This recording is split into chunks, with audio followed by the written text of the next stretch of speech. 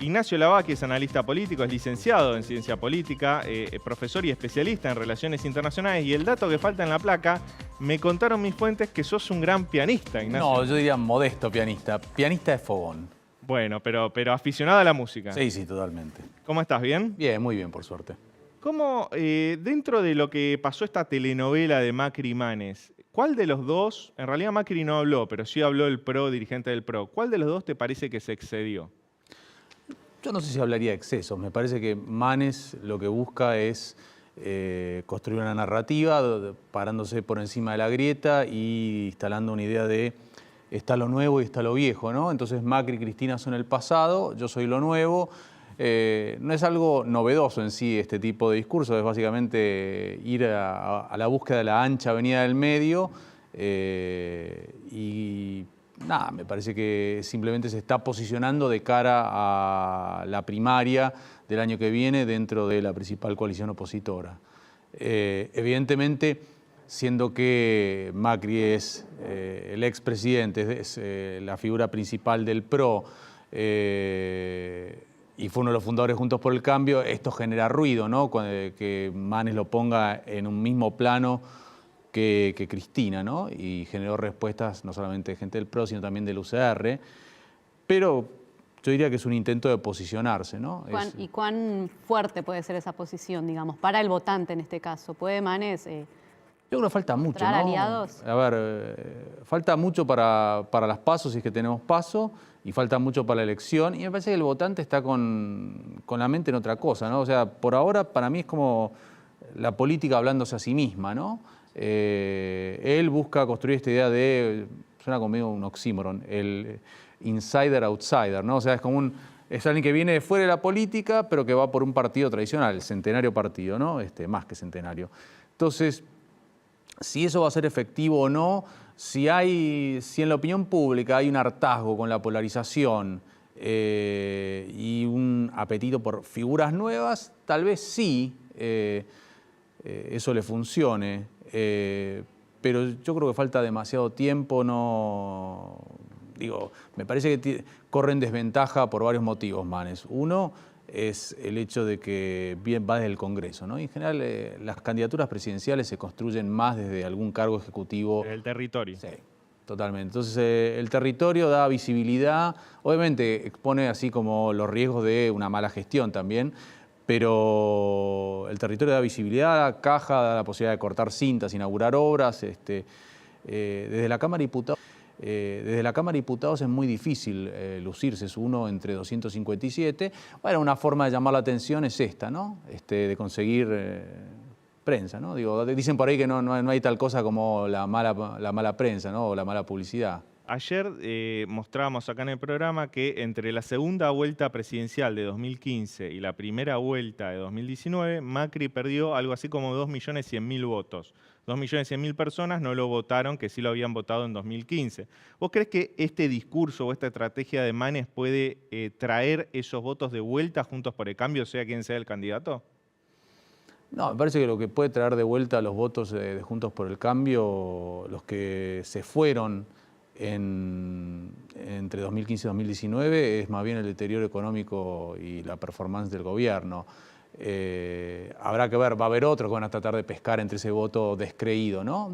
Ese votante es el que viene definiendo elecciones legislativas y presidenciales de 2009 a la fecha, ¿no? Es el votante que no es ni fervientemente antikirchnerista ni fervientemente kirchnerista, y que, en 2011 tal vez votó por Cristina, en 2013 votó en la provincia de Buenos Aires contra Cristina y a favor de Massa, en el 2015 se habrá repartido una parte con Cambiemos en ese momento, otra parte con Massa, en el 2017 fue más hacia Cambiemos y en el 2019 retornó, yo lo llamo siempre por un efecto embudo, ¿no? Que es que había como cierta vocación de frenar la política económica de Macri, de parte de ser la voluntad de una buena parte del electorado, no solamente el kirchnerismo duro, y todos los caminos conducían a Fernández, ¿no? Desde que salió Massa de la carrera, ¿no? Entonces, ahora probablemente haya un voto castigo, uno esperaría, ¿no? Y mira un poquito lo que pasa en la región y ve como que desde 2018 ningún oficialismo, sacando los casos así de autoritarismos como Venezuela y Nicaragua, gana. ¿sí? O sea, la verdad es que desde Paraguay en 2018 todos los oficialismos pierden, no importa si son de derecha o de izquierda, pierden. Y uno pensaría, bueno, ¿será Argentina la excepción? Parece difícil, ¿no? Digo, uno cuando haga el balance de la gestión de Fernández, me parece que va a dar más negativo que positivo por cuestiones económicas y también, me parece que no económicas, ¿no? Digo, el manejo de la pandemia y demás. ¿Y un oficialismo con otros candidatos, con otras figuras electorales? El tema es quién es esa figura, ¿no? Cuando uno va, digo, todos los días aparecen encuestas, ¿no? Y uno mira imagen, ¿no? Y siempre encuentra al tope de diferencial positivo o imagen positiva a figuras de la oposición. Recién en el sexto o séptimo lugar aparece alguien y cuando va a la inversa, el top 10 de las imágenes negativas, se encuentra más oficialistas que opositores, con lo cual el problema es ese, que es que no genera un candidato. Lo natural sería que cuando un presidente tiene reelección vaya por la reelección. De hecho, son escasos los casos de presidentes que van por la reelección y pierden. Digo, Macri es uno, en América Latina hay otros dos más, en Estados Unidos son escasísimos, yo le diría que deben ser 5 en 100 años. Pero bueno, el presidente que yo creo que no cuenta con el apoyo interno para ser el candidato a la reelección. Y está la figura más taquillera, que es claramente Cristina Fernández de Kirchner. No se sabe si ella quiere, no sabe si con ella si ella es garantía de triunfo. Con lo cual, es como que el oficialismo tiene un problema que es que no tiene candidatos y la oposición, uno diría, bueno, algo que normalmente es una virtud más que un problema, que es tener demasiadas alternativas, ¿no? Entonces, pero que también le genera problemas. Y en ese escenario de tener demasiadas figuras, ¿cómo juega este supuesto proyecto, que más que proyecto es un globo de ensayo, que han filtrado a la prensa, de eliminar las PASO? ¿Qué ganaría el gobierno con eso? ¿Qué pierde la oposición? Bueno, le saca un método para resolver la cuestión del liderazgo a la oposición. Me parece que es claro que cuando un oficialismo se ve perdidoso, apela a este tipo de estrategias, ¿no? Digo, lo estamos viendo en las provincias que eliminan las PASO provinciales, restablecen la ley de doble voto simultáneo o ley de lemas, o sea, buscan complicar a la oposición. Ahí habrá que ver cómo reacciona la oposición si se consiguen los votos. Yo creo que es algo muy negativo, ¿no? Porque uno puede estar más o menos a favor de las primarias, ¿no? Tal como las tenemos desde 2011.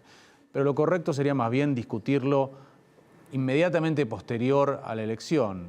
Mucho se habla de esto del diálogo, el consenso, y se venía hablando de eso, y en 2 semanas se presentó un proyecto para ampliar la Corte y se busca modificar la legislación electoral, y si se logra, se va a lograr con margen de muy poquitos votos, con lo cual marca como que mucho consenso en torno a las reglas no hay, ¿no? Entonces, ¿Y por qué siempre los oficialismos quieren sacarlas?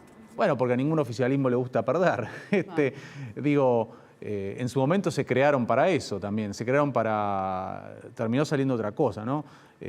Kirchner introdujo las PASO básicamente porque quería que el entonces peronismo disidente compitiera dentro de una gran primaria, ¿no? Venía de perder las elecciones legislativas en la provincia de Buenos Aires con de Narváez. Después la cosa salió diferente. Hay un viejo dicho que dice que cuando se trata de ingeniería electoral a veces pasa que la ingeniería se come al ingeniero. Entonces, no sé, la ley Cespeña no la pensó para que ganaran los radicales en el año 1916, la pensó más bien para que los radicales dejaran de ser un partido que o se abstenía de votar o tomaba las armas. Y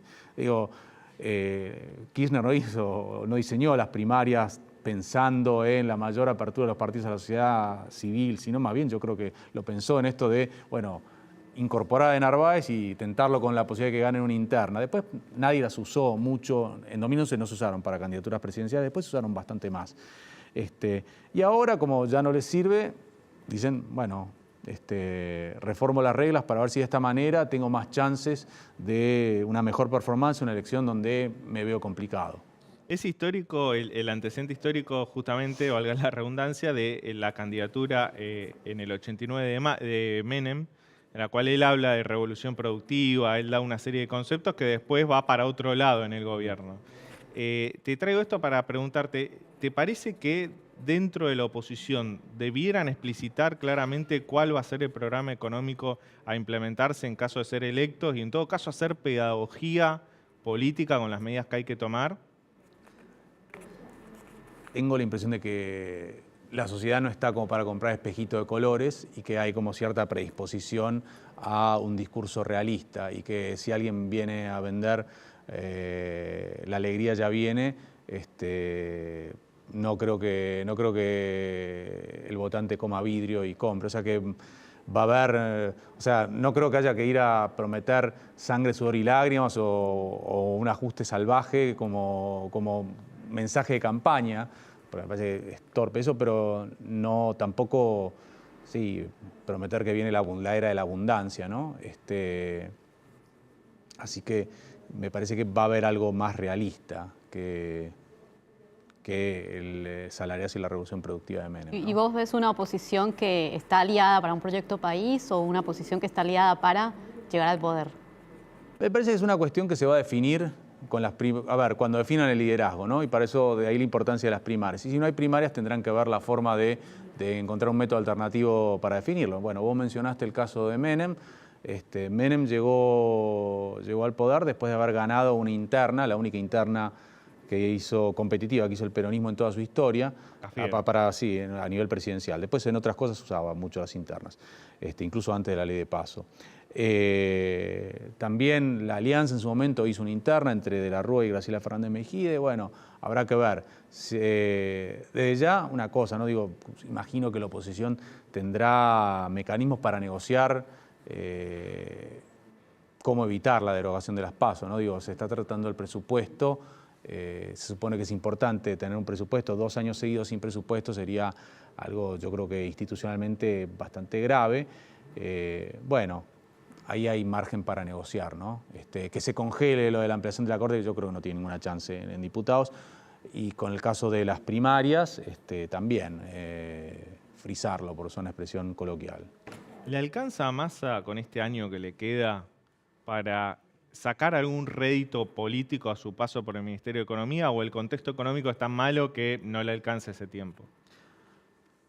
Yo soy un tanto así escéptico. Creo que si la apuesta es sacar rédito político en el sentido de reactivar la economía, bajó la inflación, tiendo a pensar que no va a pasar ninguna de las dos cosas, pero bueno, yo soy politólogo, no economista, pero mi olfato y lo poquito que sé de economía me llevan a pensar que no. Tal vez uno podría decir, el rédito político es el de la persona que evitó que la economía estallara, y que me parece que también es algo bastante desafiante lo que enfrenta. Por ahora logró cierto grado de estabilidad cambiaria, ¿no? No lograr que baje la brecha, pero sí mantenerla estable, por lo menos con el dólar paralelo legal, ¿no? El contado con liquidación.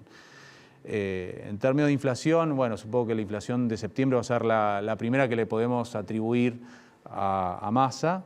El resto era la salida de Guzmán y el mes de Batakis, ¿no? Pero la verdad que lo veo difícil, ¿no? Es un escenario muy, muy finito donde tiene que, después de sumar los 6.000 millones de dólares del dólar soja, tiene que meter una suerte de cepo reforzado en lo que es el acceso de los importadores al mercado de cambios, o sea, y ya se acabó el dólar soja, el Banco Central empieza a tener una posición neta vendedora todos los días. Tiene que tomar medidas impopulares como son subir tarifas, subir el transporte urbano en el AMBA.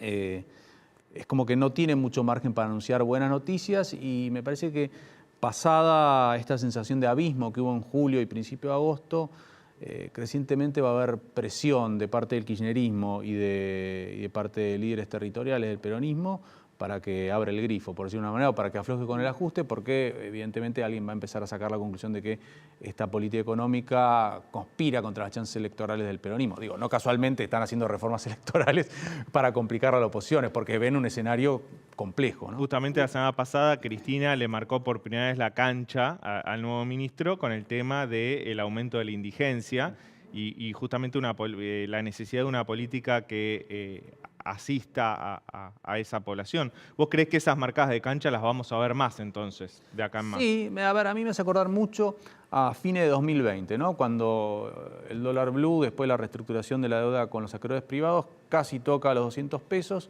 Y sale la primera carta de Cristina en la que llama a un acuerdo, en la que habla de los problemas de la economía bimonetaria, etcétera, y que dice que eso de que en Argentina es el país donde fracasan todas las teorías, y le da mucho más margen a Guzmán, que empieza a dar señales de que quiere alcanzar rápido un acuerdo con el Fondo Monetario, cosa que después no pasó. Llega diciembre, calmada la volatilidad cambiaria, y Cristina dice hay que alinear la suba de tarifas con el salario de los trabajadores y frisa lo del acuerdo con el fondo, que lo congela básicamente por 1 año y 3 meses más. Y como que fuerza esta idea de plan platita que se implementó en la previa de las elecciones del año pasado, ¿no? Entonces, yo creo que sí. En la medida que uno no vea que la inflación baja, digo, suena como medio irónico decir que un gobierno puede festejar que la inflación esté, no sé si este mes diera abajo del 6, pero 5,5 es una inflación mensual muy alta, y que festejen.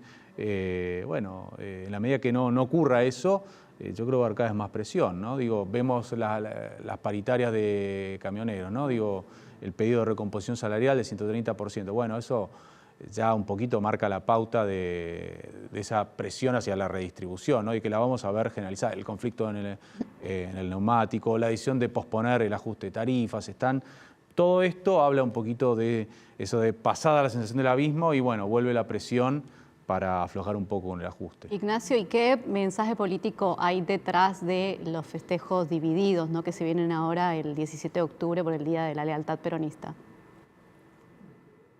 Bueno, un poco que el Frente de Todos fue una coalición justamente para ganar y que muy rápidamente se mostró que, la frase de Borges, ¿no? No los une el amor sino el espanto. ¿Quién tiene la culpa, y en esto te pido honestidad brutal, de que discutamos tantos nombres propios, candidaturas presidenciales y poco políticas públicas? ¿Los políticos o los periodistas? No, a ver, me parece que es un poco ambos, ¿no? Digo, eso que decía Durán Barba, que si uno hace campaña no tiene que decir propuestas porque eso aburre al electorado, ¿no?